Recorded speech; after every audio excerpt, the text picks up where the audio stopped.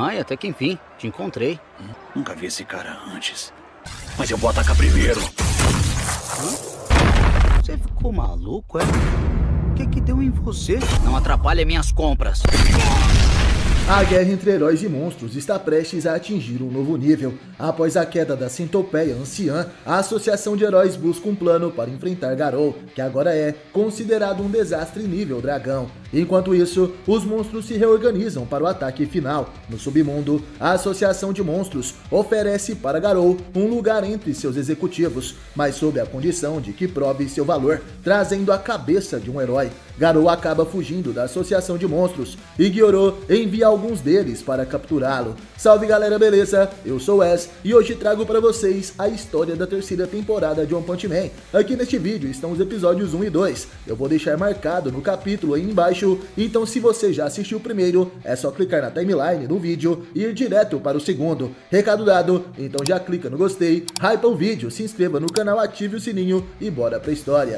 Na base da Associação de Heróis, os executivos estavam discutindo sobre a derrota da Centopeia Anciã, achando que foi o herói classe S King quem a derrotou com um ataque tão poderoso que destruiu todo o seu corpo sem deixar um rastro. Mas mesmo assim, o Presa de Prata, o herói Silverfang, havia fracassado sem capturar o seu discípulo Garou, o caçador de heróis. Agora eles precisam de um plano para que os heróis não continuem sendo caçados. City, o presidente da associação, diz que agora Garou passa a ser considerado como um monstro e não como um humano comum. Se ele ressurgir, seu nível de desastre seria dragão, preparando assim um alerta adequado para enviar heróis fortes o bastante para então detê-lo. Isso era necessário para deter um humano como Garou, capaz de enfrentar 3 heróis de classe S sozinho. Alguns executivos acham também que seria necessário convocar o herói número 1, o Blast, para enfrentá-lo. Porém, City diz que Blast não segue ordens e age apenas quando quer. E se a humanidade precisa dele, com certeza ele irá aparecer.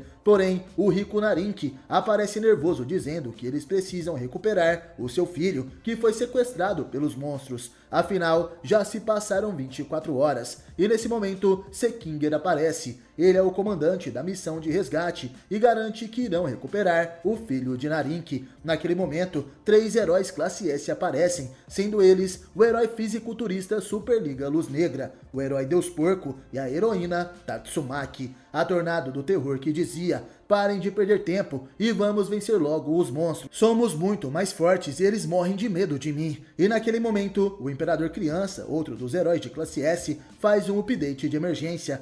Irá demorar mais de 3 dias para conseguir encontrar o esconderijo da Associação de Monstros. Utilizando os túneis da Centopeia Anciã, Tatsumaki diz que fica em algum lugar da cidade Z e por isso só precisavam destruir tudo para encontrá-los, já que aquela cidade é praticamente abandonada. Mas como a gente sabe, Saitama ainda mora por lá e Sekinger diz que como os monstros têm um refém, eles devem ser cautelosos ao agir. Tatsumaki estava cansada de ver todos superestimando os inimigos. Sekinger utiliza seu olho robótico para então transmitir um holograma do herói Cavaleiro Driver, que foi investigar a cidade sozinho. Já que nunca foi derrotado em combate, talvez estivesse confiante demais. Por isso, seus sinais de localização desapareceram desde ontem, e assim, a Associação de Heróis acredita que ele foi derrotado. Tatsumaki diz que por isso, eles precisam reunir os heróis classe S e pergunta quem estaria faltando. Sekinger revela que em 3 dias, eles estarão prontos para atacar, e nesse momento, somos levados até o herói classe S Homem Zumbi. Ao que parece, ele está perseguindo um alvo misterioso que estava escondido em um prédio, e voltando à Associação de Heróis, o Samurai Atômico estava inconformado por terem que esperar para atacarem os monstros. Superliga Luz Negra queria saber se seu colega de trabalho não foi informado, afinal, dava para sentir o cheiro de sangue exalando sobre ele. Junto de sua equipe, o samurai responde: mesmo vagando por montanhas e cavernas enormes desde ontem e fazendo em pedaços todos os ninhos de monstros, infelizmente não conseguimos encontrar a base secreta deles. E naquele momento, o herói número 1 da classe A aparece. Seu nome é Máscara Doce. Ele debocha dos pupilos do Samurai Atômico, dizendo que o time de infiltração deveria ser formado por guerreiros de elite. Os subalternos deveriam cuidar dos monstros inferiores, já que contra monstros fortes poderiam ser transformados em reféns.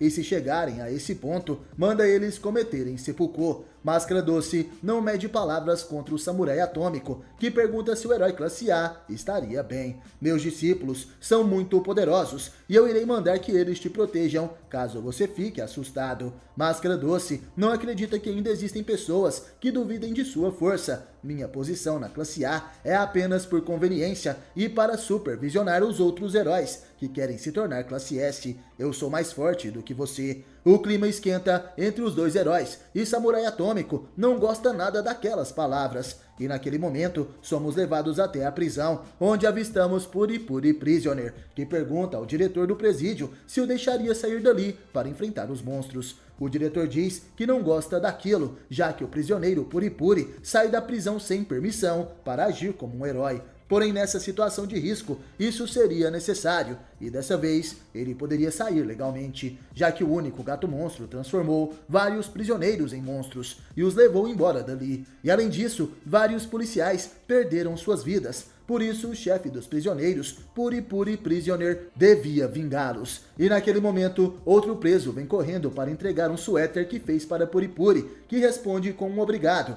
Agora eu tenho ainda mais coragem. Na Associação de Heróis, Imperador Criança pede para os executivos saírem da sala por um tempo, para que ele possa se concentrar melhor. O garoto aciona um botão para conversar com o Cavaleiro de Metal, que responde que estaria tomando café. O menino diz que estava desperdiçando tempo, já que tem certeza que o Cavaleiro sabe a localização dos monstros. Por favor, me diga para chegarmos a tempo. Vai deixar mesmo o refém morrer? O herói de metal então responde que sim. Afinal, se ele der a localização para os heróis, todos eles iriam morrer em combate. Por isso, escolheu o caminho mais seguro, baseado em seu senso de justiça. O Imperador Criança diz que ele pode participar da luta também, ajudando a todos. Essa seria uma boa escolha e pergunta se seu colega de trabalho estaria com tanto medo assim. O que aconteceu realmente com a sua unidade de metal? Quais métodos os monstros usaram para destruí-la? E nesse momento, o cavaleiro responde: foi o rei dos monstros Orochi. Não sei exatamente seus métodos, mas ao que parece, ele controla tentáculos em forma de chifres. Com uma mão, ele perfurou minha unidade em um único ataque, destruindo tudo em um instante. O que é realmente assustador não é a associação de monstros, mas o mal que está observando o mundo. Para assim poder atacar a humanidade quando estiver enfraquecida, você também deve tomar cuidado, não confie em ninguém. Por isso, acumule poder e guarde suas forças para lutar pela justiça. O Cavaleiro de Metal desliga e o Imperador Criança diz que aquilo foi uma perda de tempo. Precisa encontrar a base deles e rápido. Somos então levados até a irmã de Tatsumaki, Fubuki, a Nevasca das Trevas. O grupo Fubuki foi derrotado e isso era uma emergência. Ela sobe várias escadas até que chega em uma porta e toca uma campainha. Aquela era a casa de Saitama, porém quem atende é o velho Bomb, e ele pergunta se ela era uma amiga de Saitama e pede para ela entrar e se sentar. E na sala, Fubuki se espanta ao ver Saitama e King jogando videogame, além de Silverfang todo enfaixado, descansando no chão, e Genos consertando suas partes quebradas. Ele pergunta o que a Nevasca Infernal veio fazer ali. Saitama e King continuavam discutindo sobre o jogo e estavam concentrados. Enquanto isso, Bomb fazia acupuntura em Bang, que pedia para Fubuki pegar um pano para ele, já que o velho não podia se mover. A Nevasca Infernal soava frio e se perguntava o que estaria acontecendo ali, até que Saitama percebe sua presença e pergunta o que ela estava fazendo ali. A garota responde chocada que era uma emergência. A associação de monstros é muito perigosa e o grupo Fubuki foi aniquilado. Isso não seria hora para jogar videogame. Saitama diz para ela relaxar, já que ele acabou de chegar e estava descansando. Genos concorda, dizendo que acabaram de enfrentar fortes inimigos. Não foi apenas o grupo Fubuki que se envolveu nisso. Silverfang diz que também irá lutar, porém machucou suas costas e por isso estava se recuperando. Seu irmão Bomb estava com os joelhos doendo depois da batalha e Fubuki diz que isso faz sentido, mas se pergunta por que aquele homem sempre está no meio desse tipo de coisa.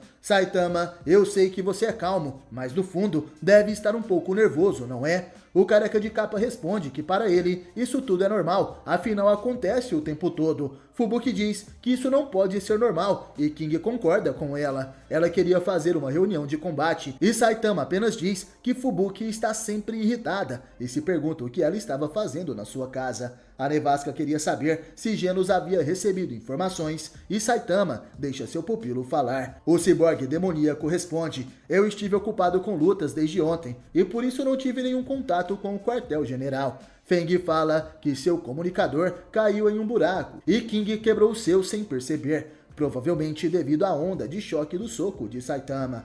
Fubuki queria saber o plano, e Genos diz que primeiro ele precisa de reparos. Dr. Kuseno havia virado à noite para melhorar seu corpo, e depois de 12 horas, ele já o estragou, então vai ficar de fora por enquanto. Bang e Bomb também precisam descansar, pois estão em uma idade avançada, e King dizia que tem mais coisas para fazer. Fubuki chega à conclusão de que resta agora apenas ela e Saitama. Fubuki dizia que o QG já deve ter preparado uma operação de ataque aos monstros e deveria ter um monstro mais forte que controla os outros. Bang concorda com isso e seria complicado se seu ex-discípulo Garou se unisse ao inimigo. Seu irmão Bomb diz que seria perigoso se tivessem mais monstros tão fortes quanto a centopeia anciã e por isso Silverfang deveria se aposentar. King fala para Saitama que, ao que parece, o caçador de heróis estava por lá e eles o perderam. O nosso querido protagonista diz que isso é imperdoável e se pergunta se o Garou não tentou caçá-lo porque seu nome era Careca de Capa. Naquele momento, o Capa Careca veste sua roupa de herói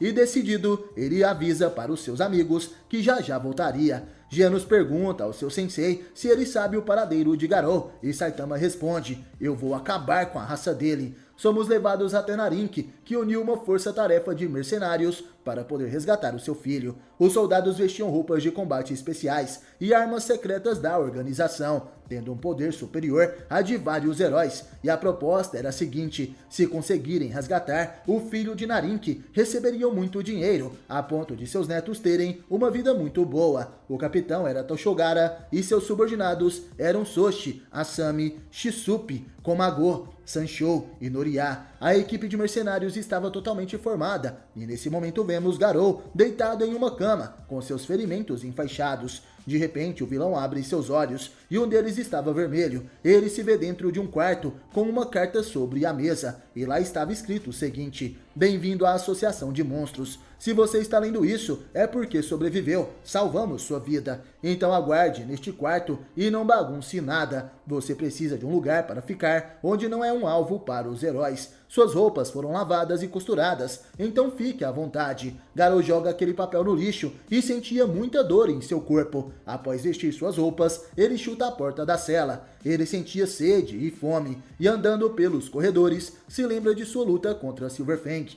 até que o pássaro da Associação de Monstros aparece e o resgata. E andando por ali, ele sente o cheiro de sangue no ar. Ele sente vontade de vomitar e se pergunta se estaria no subterrâneo. De repente, Garou escuta alguns gritos. Ele se depara com um grupo de mercenários especiais que já foram capturados, aqueles mesmos contratados por Narin. Eles imploravam por suas vidas, ajoelhados pediam para não morrer, e Gyoro diz que não podia deixar passar, já que eles mataram 2 monstros e com seus equipamentos eram poderosos. Eles queriam ver os mercenários lutando até o fim. O capitão diz que foi tudo por causa daquele robô bizarro. Se ele não tivesse aparecido, eles teriam conseguido fugir. Gyoro diz que aquele robô estaria pronto para se juntar à associação e pergunta qual seria seu nome. E então o robô samurai se apresenta: eu sou a máquina divina G5, nível de desastre demônio.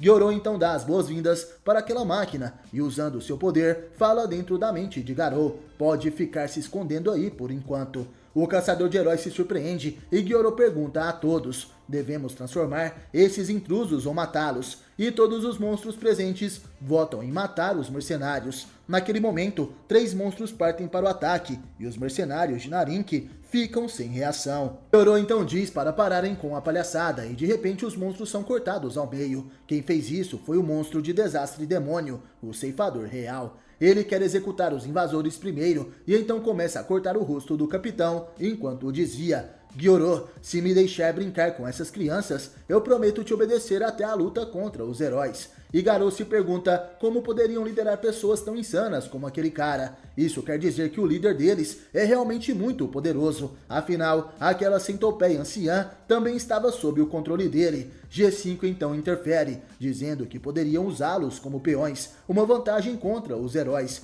Porém, o ceifador real ainda quer executá-los, e naquele momento um chicote segura seu braço de espada. Aquela era a mulher monstro, Doss, e ela dizia que irá disciplinar os reféns. Os mercenários perguntavam o que iria acontecer, e Doss grita para eles ficarem calados, enquanto bate com seu chicote. De repente, eles se apaixonam loucamente pela mulher, e seus corpos começam a crescer em um tamanho fora do comum, quebrando de dentro para fora suas armaduras especiais. Doss fala que eles se tornarão ótimos escravos, e G5 então se pronuncia. Tem uma pergunta, Gyoro-sama. Mortes são mesmo permitidas dentro da Associação de Monstros? O comandante Gyoro responde que não, afinal isso os enfraquece. Naquele momento, o ceifador real diz que sente um outro cheiro de humano e pede para ele se revelar. Garou então entra em cena perante Orochi e a Associação de Monstros, que ficam cochichando sobre o caçador de heróis. Garou observa o gigante Orochi e Gyoro pede silêncio, já que precisava conversar com o caçador de heróis.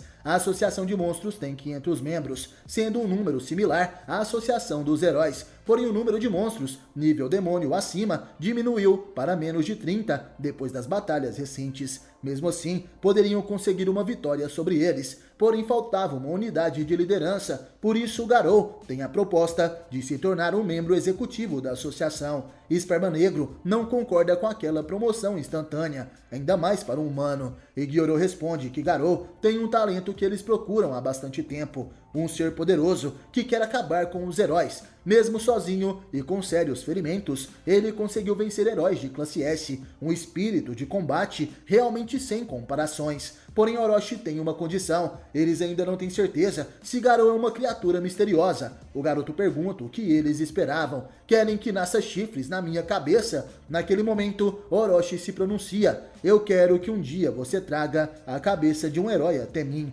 não importa qual seja. Porém, naquele momento, o Homem-Fênix chega dizendo que, infelizmente, Silverfang e os heróis continuavam vivos e a centopeia anciã havia sido derrotada. Naquele momento, vemos os ninjas que comeram as células monstros, Hellfire Flame, que é a chama do fogo do inferno, e Gale-Wind, o vendaval. Eles diziam: Gouketsu morreu ontem e hoje já perdemos a centopeia anciã. Já foram 2 membros executivos antes da batalha final. Será por isso todo esse desespero de recrutar o caçador de heróis? Somos nós que temos um poder esmagador. Nosso objetivo é destruir a associação de heróis e matar então o Flash chamativo. Naquele momento, eles se perguntavam o que aconteceu com o Ninja Sonic da velocidade do som. Voltando à reunião dos monstros, vemos o Deus Inseto nível de desastre e demônio, e também Ceifador Real, que perguntava o que Gyoro queria com eles. O general dos monstros dizia que Garou havia ido embora e era para capturá-lo.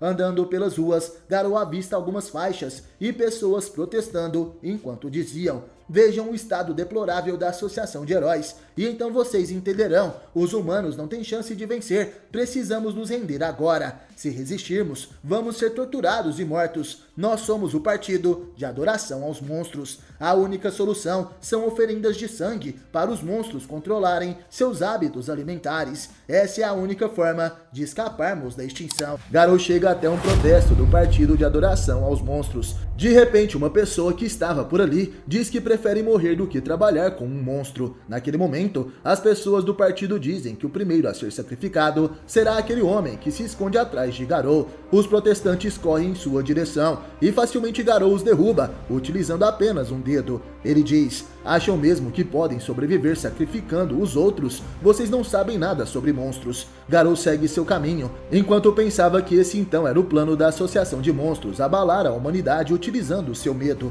À sua frente acontecia uma briga. Um homem estava batendo em um idoso, dizendo que nada mais importava, já que todos seriam mortos pela Associação de Monstros. E Garou disse que aquele cara estava em seu caminho e manda ele sair dali. O homem tira um canivete e tenta acertar Garou, que facilmente quebra a lâmina e aponta de volta para ele. Colocando bem próximo de seu olho, ele diz: some da minha frente. Garou se achava diferente da Associação de Monstros. Ele queria criar um mundo de terror que vai calar a boca de lixos como esse cara. E então colocar todos na linha. Ao que parece, os planos de Garou não incluíam mortes como o plano de Gyoro de exterminar a humanidade. Porém agora o caçador de heróis estava com fome. Ele pede um combo com o super bife, acompanhado de uma super porção de arroz. Porém aquilo não era o bastante, e Garou pede tudo o que tem no menu e muitos litros de água. Garou começa a comer tudo rapidamente e os outros clientes ficam surpresos. Depois de comer tudo aquilo, Garou retira um pouco de seus curativos, e ao que parece, ele já estava começando a se curar. No mesmo restaurante,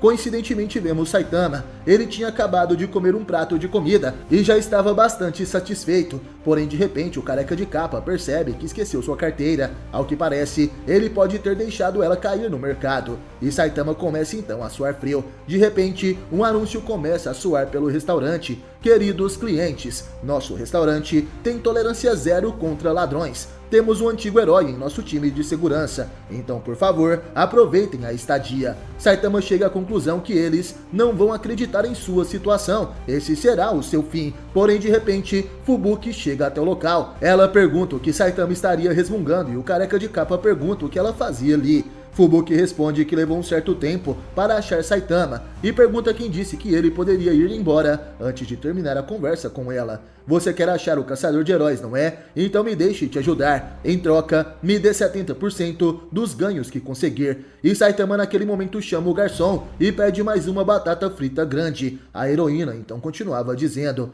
você alcançou o rank 7 da classe B, mas não vai ser fácil subir a partir daqui. Se conseguir, você com certeza garante uma vaga no top 5 da classe B, mas vai precisar de ajuda. Alguém como você nem sabe por onde começar. Não tem jeito, você precisa de mim. Daqui pra frente, siga minhas instruções. O garçom traz as batatas fritas e Saitama pega o prato e dá para Fubuki. A nevasca das trevas agradece e come uma delas. E Saitama então sorri. Esse é um sorriso maligno. Seu plano tinha se concretizado, tudo agora deu certo. Fubuki se pergunta por que ele estaria sorrindo daquele jeito e acredita que ele estaria morrendo de felicidade de poder trabalhar com ela. Será que finalmente ele aceitou ser um membro do grupo Fubuki? Naquele momento alguém começa a gritar, um cara tá querendo fugir sem pagar, e Saitama fica assustado achando que foi descoberto. Afinal, ele ainda nem tinha saído correndo dali e de repente ele olha para trás e as pessoas diziam que o homem saiu correndo pela segurança. Saitama então percebe que se tratava de outra pessoa e sai correndo,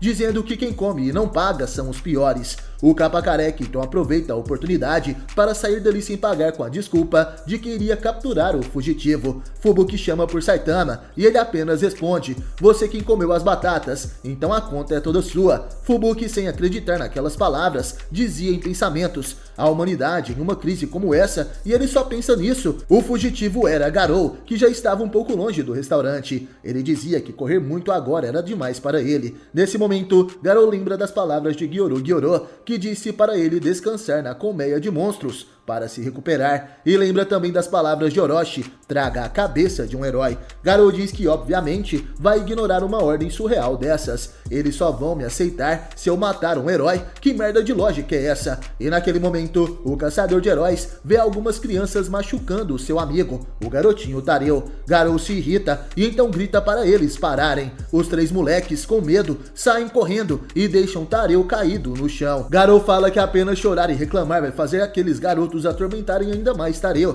E assim nós nos encontramos novamente, mas e aí? Tareu ficou surpreso e chama Garou de tio. Porém, o caçador de heróis tem apenas 18 anos e fica muito irritado. Ele pede para Tareu ir para sua casa, já que monstros podem aparecer. O garotinho chorando pede desculpas por ter corrido quando Garou estava lutando contra os heróis na cabana. E Tareu diz que mesmo os heróis vencendo Garou, o que eles fizeram foi errado. Você me protegeu das balas e tudo mais. E agora de novo, eu sabia que o tio era um aliado da justiça. Antes que o garoto termine a palavra justiça, Garou tampa sua boca e diz para ele se calar. Garou sente vontade de vomitar ao ouvir esse tipo de coisa. E de repente Saitama aparece gritando: ei, você é o senhor que saiu sem pagar? Sim, foi você mesmo que fugiu sem pagar a conta. Mas tudo bem, cara. Foi bem na hora e acabou me ajudando. Vou deixar essa passar. Bom, já tá avisado, não é? Então tchau. Garou percebe que era um herói e grita para que ele espere. Você não veio para me derrotar? Qual o seu nome, herói? Saitama com vergonha diz bem baixinho que seu nome era Capa Careca. E Garou Garou não escuta o que Saitama disse, mas sendo um herói, não importa a classe. Garou vai caçá-lo. Tareu diz que não existia nenhuma informação sobre esse cara no catálogo de heróis que ele carregava, então deve ser alguém novo. Mas tio, se você comeu sem pagar e ele vai deixar passar de graça, é melhor irmos embora. Garou fica nervoso. Vocês estão tirando com a minha cara. Primeiro foi a associação de monstros, agora até mesmo heróis e uma criança estão com pena de mim. Patéticos. Não sei porquê, mas quando soube que Bang sobreviveu, eu tirei um peso do meu peito. Mas isso me deixa muito puto. O que eu tenho que fazer para ser reconhecido como um monstro? Preciso de mais determinação. Não queria seguir as ordens da associação de monstros, mas vou fazer isso. Eu vou cortar a cabeça de um herói. Não ouse me subestimar. Eu sou um monstro de verdade. Garou fecha seu punho e, emanando uma aura assassina, vai na direção de Saitama. Garou segura no ombro do herói e com a outra mão prepara um soco enquanto diz: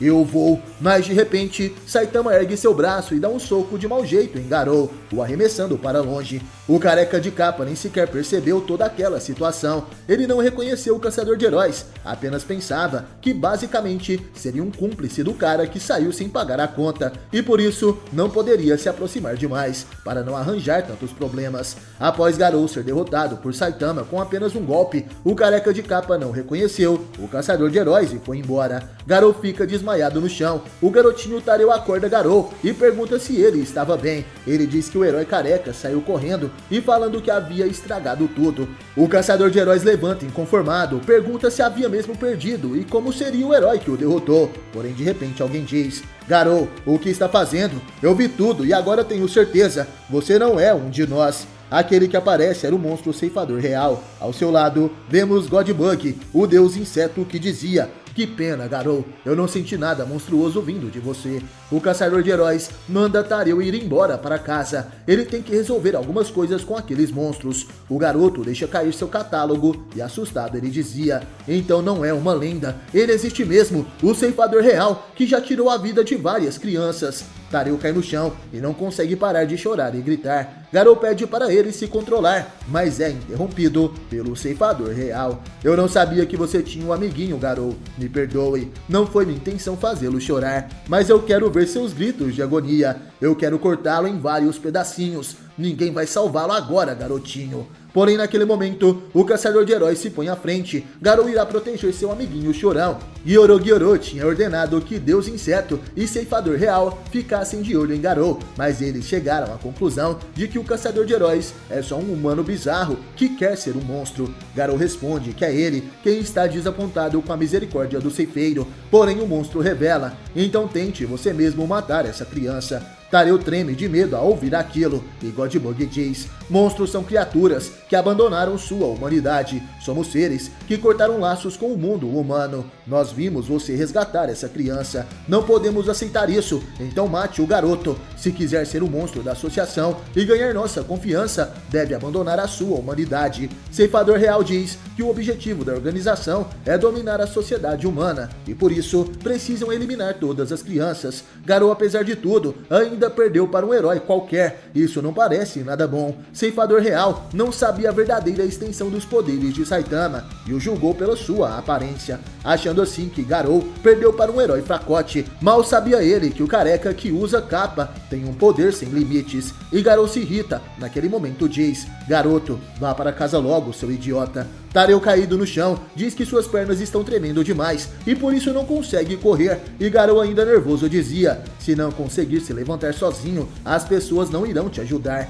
ninguém virá te salvar. Se livre dessa merda de catálogo de heróis, você precisa aprender a se proteger. São situações assim onde você precisa ser forte. Aquele era o conselho de um vilão para um garoto indefeso. Garou fez o que nenhum herói pensou em fazer. Ele disse para Tareu ser forte, para assim não depender dos outros, não depender de um herói. Naquele momento, o caçador de heróis gritava: levante-se, Tareu, e o menino se levanta rapidamente, porém ao mesmo tempo o ceifador real ataca. Ele tenta decapitar Tareu, mas sua lâmina é parada por Garou. O caçador de heróis demonstra seu poder e atinge o monstro com um chute certeiro, lançando assim o ceifeiro para trás. Tareu acata as ordens de seu amigo, o tio Garou, e sai correndo dali. Ceifador real se pronuncia: Garou, você escolheu ser nosso inimigo. Deus Inseto fala: o caçador caçador de heróis é incapaz de matar um mísero humano, como esperado, hein? Você é uma escória. E Garou revela que atitudes como aquela o deixava nervoso, então ele utiliza a técnica que aprendeu com seu antigo mestre Bang, o punho da água quebrador de rochas. Garou fica em posição de batalha e os inimigos finalmente atacam. E voltando ao covil da Associação de Monstros, Homem-Fênix chega até os aposentos de Gyoro e diz que tem uma pergunta: por que mandou o Ceifador Real e o Deus Inseto atrás de Garou? Não tem necessidade de 2 monstros para vigiá-lo. Gyoro responde que talvez eles serão de grande ajuda, podendo ensinar o tutorial de como matar um herói para o caçador de heróis. E Homem-Fênix diz que isso seria papo furado, você não pode esperar que esses dois sigam as suas ordens. Eles poderiam matar Garou por puro capricho, especialmente Royal Reaper, o Ceifador Real. Ele é um psicopata de primeira e mata por prazer, até os monstros têm medo dele. E Gyoro diz que esse encontro vai ser bom para o crescimento de Garou. Para alguém indeciso como ele, isso seria um teste. Primeiro ele precisa ser testado fisicamente e depois mentalmente. Quais serão as mudanças de Garou depois dessa experiência? Homem-Fênix queria saber qual a importância de Garou nos planos de Gyoro, e o executivo da Associação de Monstros responde que não era nada em particular. Estou apenas curioso com seu potencial. Homem-Fênix, como você acha que o Sr. Orochi surgiu? E o monstro responde que não sabia, talvez ele seja um ser antigo. E Gyoro começa a rir. Não, ele era um humano assim como Garou. Ele é um ser perfeito, criado após inúmeras falhas e sacrifícios, e por isso ganhou o título de Rei dos Monstros. Essa é a chocante verdade sobre a origem de Orochi. O plano de Gyoro é transformar Garou em algo parecido com o Rei dos Monstros. Esse é o terrível plano da Associação dos Seres Misteriosos. Gyoro naquele momento revela para o Homem-Fênix: eu criei o Rei dos Monstros Orochi. A ave monstruosa fica surpresa e Gyoro continua: Garou foi nutrido com sucesso e há uma chance dele se tornar o novo Senhor Orochi. Eu sei os truques certos para isso, apesar de ter falado para o Deus Inseto parar o Royal Reaper caso ele exagere com Garou. Se ele morrer, infelizmente, isso significa que ele não era bom o suficiente. Nesse momento somos levados até onde o herói classe S Homem Zumbi está. Ele dizia em pensamentos: eu investiguei bastante e bloqueei todas as saídas, e além daquele gorila, ninguém entrou ou saiu do local. Será que os outros membros estão fora no momento? Essa é a oportunidade perfeita. O centro de comando deve estar em alguma sala daquele prédio. Pessoas estranhas, com históricos questionáveis, que se mudaram para cá recentemente, além dos frequentes transportes de grandes quantidades de equipamentos e um produto misterioso, caixas e caixas de substâncias fedorentas. As informações coincidem com minha investigação e não tem erro, são eles. Homem Zumbi diz que irá se infiltrar o mais rápido possível naquele lugar e finalmente ele encontrou as pessoas que estão ligadas ao seu passado, a organização mais maligna de todas, que tentou se livrar dos humanos e reconstruir o mundo. O herói classe S diz que essas pessoas fazem parte da previsão de Shibabawa, onde a Terra estaria em apuros. E o cérebro por trás da autoproclamada Associação de Monstros, eles devem ser os culpados. E chegando em uma barraca de comida, o zumbi gritava: sua operação termina hoje, Casa da Evolução. Esse disfarce de barraca de Tokoyaki não me engana. Agora eu me chamo Homem Zumbi, o herói que não pode ser morto. Se eu disser Experimento 66, vocês se lembrariam? Naquele momento o gorila aparece e diz: ah, então você está aqui para derrotar a Casa da Evolução? Me desculpe, mas nós já fomos destruídos. Aquelas palavras chocam o herói classe S Homem Zumbi. O gorila diz para ele que a Casa da Evolução já foi destruída e ele dizia: você me deu um susto, hein? Eu não sabia que o famoso herói Zombie Man era um antigo experimento da Casa da Evolução. E nesse momento vemos o Dr. Genos da Casa da Evolução. Ele dizia que o Experimento 66 deixou uma grande impressão, sendo o único experimento que deu certo na pesquisa de mortos-vivos. Isso aconteceu há 10 anos atrás e você se tornou um herói e voltou para se vingar. Zombie Man, nesse momento, pega um machado para atacar o Dr. Genos, que dizia: você quer me matar? Então tudo bem, eu perdi o meu propósito e desejo de viver para sempre, depois que a Casa da Evolução foi destruída. Zombie Man responde que como o Dr. Genos está vivo, poderia reconstruir seu quartel-general quando quisesse. E então o cientista responde: para isso, nós precisaríamos de um poder além da evolução artificial. potencial. A minha pesquisa se foi e aquele cara surgiu do nada. Ele quebrou o seu limitador. Nesse momento, o Dr. Genos se referia a Saitama, que foi o responsável por destruir a Casa da Evolução, e o herói classe S Homem Zumbi queria saber o que seria esse limitador. O Dr. Genos responde: não importa o quanto se esforce, todas as criaturas têm um limitador natural de crescimento. Um poder esmagador pode causar problemas ao corpo de seu hospedeiro. Isso pode transformá-los em monstros sem consciência e enlouquecidos. Naquele momento voltamos à luta de Garou contra Godbug, ceifador real. O caçador de heróis dá um soco no inseto deus, mas acaba machucando sua mão. Naquele momento, Real Reaper começa seu ataque de lâminas, porém Garou é rápido o suficiente para se esquivar e Deus Inseto avança novamente. Garou então utiliza o punho da água para se defender e refletindo os ataques de Royal Reaper para acertar o inseto. Porém não foi o suficiente e Deus Inseto ataca com um soco, jogando Garou nos fios de alta tensão. Após levar alguns choques em seu corpo, Garou volta para a batalha e voltamos até a explicação de Dr. Genos da Casa da Evolução. Ele dizia: para assegurar que não percamos o propósito de nossa existência e consciência, Deus delimitou o crescimento de todas as criaturas. Isso se chama limitador. E aquele cara, ao se forçar além do limite, conseguiu quebrar seu próprio limitador. Zombie-Man fica furioso. O poder de alguém que quebrou o limitador foi o suficiente para acabar com suas crenças e propósito. Então você está dizendo que existe alguém que conseguiu o poder supremo sem ter que pagar um preço? E o Dr. Genos responde que não. Aquele cara pagou um preço. Em troca do poder supremo, ele se tornou completamente careca. E como resultado de sua força, ele é atormentado por um grande vazio. Essa foi a sua expressão depois que destruiu o ser mais poderoso em toda a história, utilizando apenas um soco. Zombie-Man diz que tudo isso é um tédio. É isso que acontece quando você fica obcecado demais com essas pesquisas estranhas. Vai procurar um psiquiatra e pensar que meu criador se tornou um cara tão insignificante. Estou desapontado, Genos. Eu também conheço várias pessoas que quebraram limitadores. Humanos que não se tornaram monstros, mas possuem poderes acima deles. Esses são os heróis. Dr. Genos revela que o homem de que ele estava falando está em um nível completamente diferente do que Zombie-Man imagina. E a transformação de humanos em monstros é causada por uma explosão de emoções negativas, o desejo de ser algo ou de necessidades não cumpridas, em maioria com aqueles que têm complexo de inferioridade e vícios. Existem aqueles com mutações celulares também, e ainda outros que foram experimentos se tornando monstros com o poder da ciência. E também tem o fato de criaturas não humanas se tornarem monstros devido à poluição e outros fatores. Essas são as transformações que ocorrem em diversas formas de vida que não quebraram o seu limitador. Num consenso mais amplo, até mesmo as criaturas marinhas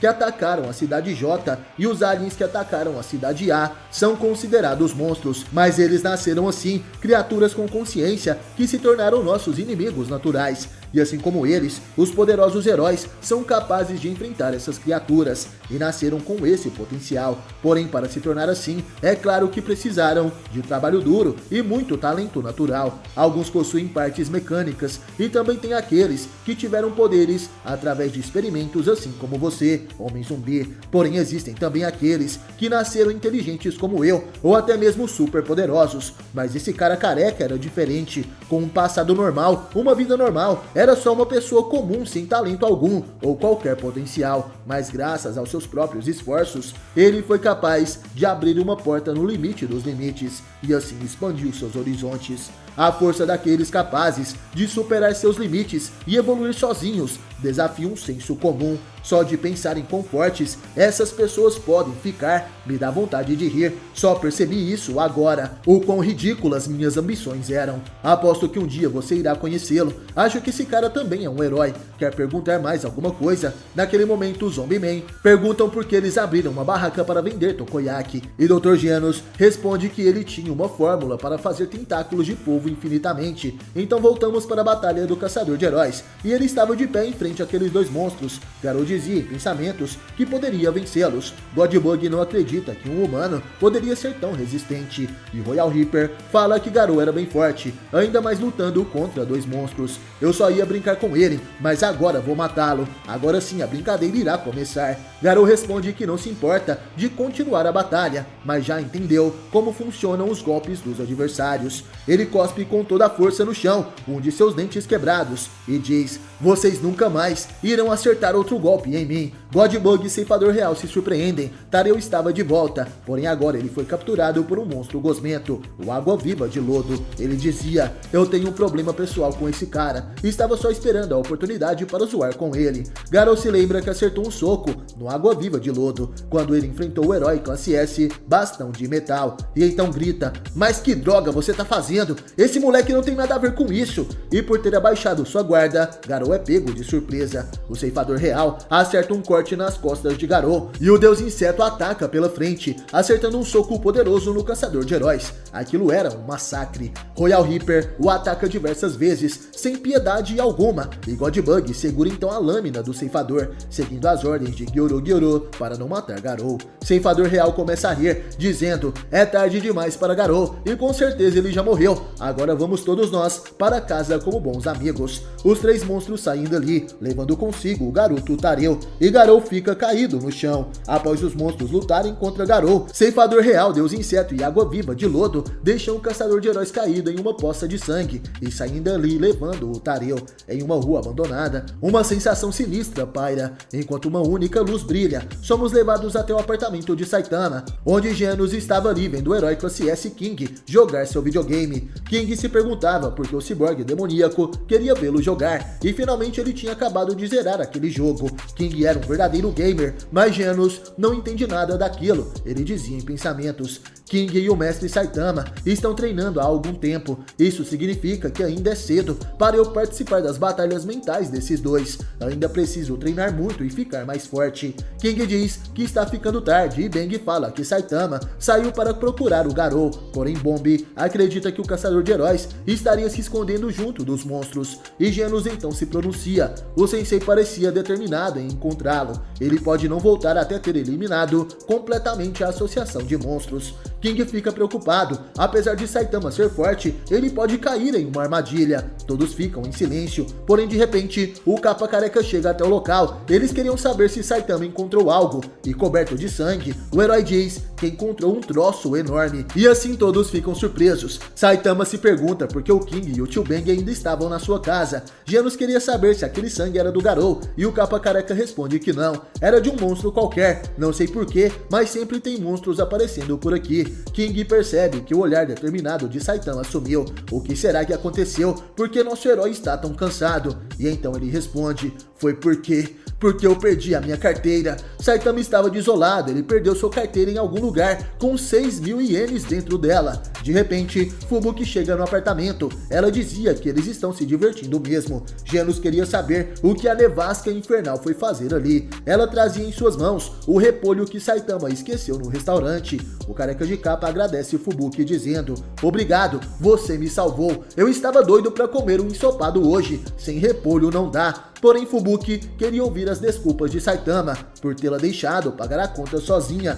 e fugindo sem falar nada. Genos tentava entender aquela situação. Os níveis de poder entre Saitama e Fubuki são completamente diferentes, mas por que ela está sendo tão mandona? Ela não consegue entender, ou talvez ela queira se tornar uma discípula de Saitama também. Seria ruim se o sensei ficasse sobrecarregado. Vou precisar sempre ficar com a guarda alta. Genos naquele momento percebe algo que estava se aproximando rapidamente, uma energia em alta velocidade que do nada parou ao lado do prédio. Genos chega à conclusão que ele ainda não estava consertado. Bang e Bomb estavam machucados e a nevasca infernal não conseguiria lidar com as ameaças de nível dragão. O mestre Saitama acabou de perder a sua carteira e pode ter sofrido algum dano mental, o que significa que o último que pode lutar é você, King. Rápido, vai lá pra fora antes do inimigo ter chance de se preparar. Você deve derrotá-lo. King suavamente estava frio enquanto saía do apartamento e Saitama pergunta para Genos o que estaria acontecendo.